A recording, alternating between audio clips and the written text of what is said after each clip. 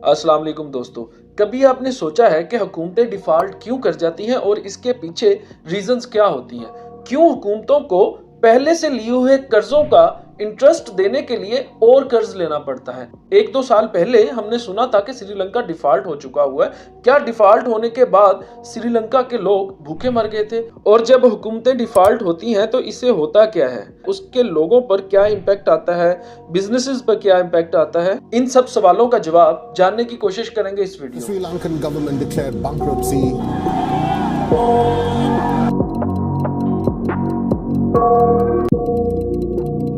Bankruptcy होती क्या है, इसको हम एक मिसाल से समझते हैं। हम फर्ज करते हैं कि एक आदमी है जिसका एक छोटा सा बिजनेस है और वो उसको बड़ा करने के लिए लोगों से उधार पकड़ता है। वो पैसे को जो इसने उधार पकड़े थे अपने बिजनेस को डेवलप करने की बजाय दूसरे जगहों पर लगा देता है। फॉर एग्जाम्पल अपने घर पर महंगी गाड़ी खरीद लेता है। इससे होता ये है कि इसके एक्सपेंसेस यानी खर्चे बढ़ जाते हैं। इसने हर महीने जो लोन पकड़ा है उसकी इंस्टॉलमेंट भी देनी है, जो इसका चलता हुआ छोटा सा बिजनेस बर्दाश्त नहीं कर पाता। और फिर एक दिन ऐसा आता है जब ये लोन की इंस्टॉलमेंट नहीं दे पाता, इसके पास पैसे खत्म हो जाते हैं और इसे बोला जाता है बैंकरप्सी।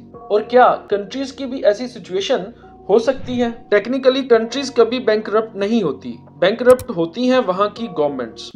गवर्नमेंट्स एक ऑर्गेनाइजेशन की तरह काम करती हैं, जो पैसे कमाती भी हैं और पैसे खर्च भी करती हैं। कमाती हैं टैक्सेस की फॉर्म में या फिर अपनी कंपनीज चलाती हैं जिससे इनको प्रॉफिट मिलता है, जैसा कि पाकिस्तान रेलवे, पीआईए, पीटीवी वगैरह। हालांकि पाकिस्तान में ये कंपनीज भी प्रॉफिट में नहीं जा रही और खर्च करती हैं इंफ्रास्ट्रक्चर की डेवलपमेंट पर, मेडिकल एक्सपेंसेस पे, लोगों को सब्सिडी देने पे, फ्री का राशन देने पे और गवर्नमेंट एम्प्लॉइज को सैलरी देने में, और अगर वो रिटायर हो चुके हैं तो पेंशन देने में। अब दुनिया के बहुत से मुल्कों की ऐसी मिसालें हैं जहां पे ये गवर्नमेंट्स इतना कमाती नहीं जितना खर्च करती हैं। और ये करती कैसे हैं? सिंपल, लोन लेकर। ये माना जाता है कि कंट्रीज एक तरह से एटर्निटी के लिए हैं, वो कभी खत्म नहीं हो सकती। इसीलिए इन्हें लोन मिल जाता है क्योंकि इनके पास एसेट्स होते हैं। जब हर साल एक फिक्स्ड अमाउंट इनके एक्सपेंडिचर में यानी खर्चे में ज्यादा होती है इनकी इनकम से, तो इसको बोला जाता है फिस्कल डेफिसिट। जिस कंट्री का ये फिस्कल डेफिसिट कम होता रहता है इसकी इकोनॉमी को अच्छा माना जाता है, और जिस कंट्री का ये फिस्कल डेफिसिट बढ़ता रहता है इसकी इकोनॉमी को बुरा समझा जाता है। देखिए, लोन लेना बुरी बात नहीं। बड़ी बड़ी कंट्रीज जैसा कि यूएसए, चाइना वगैरह भी लोन लेते हैं अपने प्रोजेक्ट्स को फंड करने के लिए, जिससे वो बाद में अच्छी इनकम जनरेट कर सके। बस इस लोन का गलत इस्तेमाल करना गलत है, जैसा कि हमने एक मिसाल से समझा कि लोन लेकर अपने घर पे लगा देना या महंगी गाड़ियां खरीद लें, यानी इनकम बढ़ाने की बजाय अपने खर्चों को बढ़ा लेना। अब कंट्रीज लोन लेती कहां से हैं? इस लोन की भी दो टाइप्स होती हैं, एक्सटर्नल एंड इंटरनल। एक्सटर्नल मतलब आईएमएफ, वर्ल्ड बैंक या किसी और कंट्री से लोन ले लिया, और इंटरनल का मतलब है बॉन्ड्स वगैरह जो लोगों को और कंपनीज को इशू किए जाते हैं। लोग इसे खरीदते हैं और पैसा जाता है गवर्नमेंट के पास। अब इश्यूज तब बनते हैं जब गवर्नमेंट्स इस लोन को वापस नहीं कर पाती। इसकी कुछ रीजंस हैं, जैसा कि इकोनॉमिक स्लो डाउन आ गया, टैक्सेस इतने नहीं आ रहे जितने आने चाहिए थे, अनएम्प्लॉयमेंट बढ़ गया, बिजनेसेस बंद हो गए।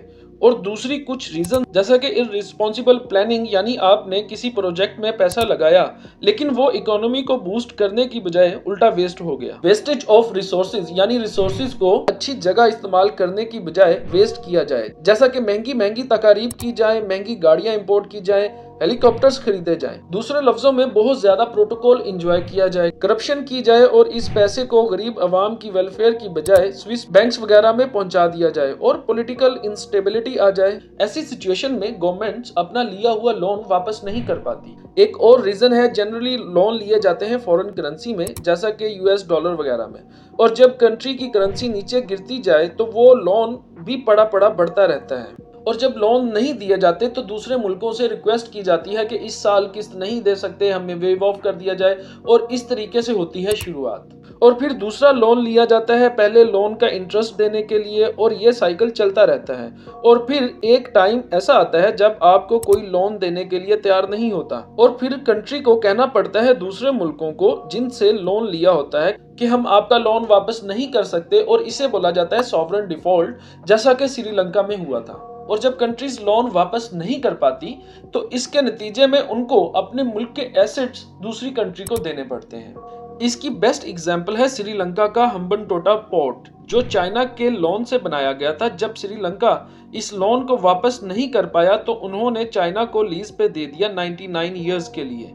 और दोस्तों, जब एक कंट्री किसी लोन को डिफॉल्ट कर देती है तो इसकी रेप्यूट बहुत खराब हो जाती है और इसकी इंटरनेशनल रेटिंग भी डाउन चली जाती है, जिससे इसे अगला लोन मिलना बहुत मुश्किल हो जाता है, और अगर मिलता है तो वो बहुत महंगे इंटरेस्ट रेट पर। जब आपकी रेटिंग खराब हो जाती है तो आपकी करेंसी भी नीचे गिरना शुरू हो जाती है, जिससे फॉरेन इन्वेस्टर्स भी आपकी करेंसी को बेचना शुरू कर देते हैं और इसकी वजह से आपकी करेंसी और ज्यादा नीचे गिरना शुरू हो जाती है। इसके नतीजे में उस मुल्क के लोग बहुत ज्यादा मुश्किल में आ जाते हैं, बेरोजगारी बढ़ जाती है, महंगाई बढ़ जाती है, बिजनेसेस बंद हो जाते हैं क्योंकि रॉ मटेरियल नहीं खरीद सकते, प्रोसेसिंग कॉस्ट बढ़ जाती है और मेडिसिन जो इंपोर्ट करना पड़ती हैं वो नहीं मिलती क्योंकि आपके पास पैसे नहीं है या करेंसी डिवैल्यूएशन की वजह से बहुत महंगी मिलती हैं। तो दोस्तों, उम्मीद करता हूँ ये वीडियो आपको इन्फॉर्मेटिव लगी होगी। कमेंट करके जरूर बताइएगा। तो मिलते हैं अगली वीडियो में। अल्लाह निगहबान।